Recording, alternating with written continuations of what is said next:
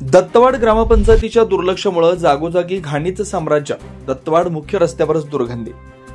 दत्तवाड तालुका शिरोळ ग्रामपंचायतीच्या दुर्लक्षामुळे जागोजागी घाणीचं साम्राज्य निर्माण झालंय. याकडे ग्रामपंचायत प्रशासन लक्ष देणार की नाही याकडे जनतेचं लक्ष लागून राहिलंय.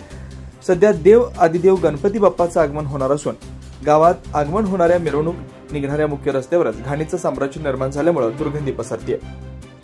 गटारीच्या दोन्ही साईडला कमरेएवढी झाडे झुडपं उठलेत. यावर तणनाशक मारण्याचं किंवा काढून टाकण्याचं जबाबदारी ग्रामपंचायत प्रशासनाची असताना सुद्धा ग्रामपंचायत प्रशासन जाणून बुजून याकडे दुर्लक्ष करतंय. त्यामुळे याबाबत जनतेतून तीव्र नाराजी व्यक्त होते. लवकरात लवकर दत्तवाड येथील पसरलेलं घाणीचं साम्राज्य दूर करण्यात यावं अशी मागणी नागरिकांच्यातून होती. शिवार न्यूजसाठी इसाक नदाब, दत्तवाड. गणेश चतुर्थी होणार आहे, तर इस्मालच्या कोपरा ते जैन बस्ती कोपरापर्यंत दोन्ही गटारीला घाणीचं साम्राज्य. आणि महत्त्वाचं म्हणजे हा रस्ता उकरल्यानंतर ग्रामपंचायतीनं लक्ष दिलं नाही की आता गणेश चतुर्थी सुरू झाली आहे 27 तारीखपासून, तर रस्त्याची दुर्दशा तर आहेच. आणि महत्त्वाचं म्हणजे पाऊस थोडा करून गेल्यानंतर राडीचं साम्राज्य. तर ऐन गणपतीच्या वेळी असंच का.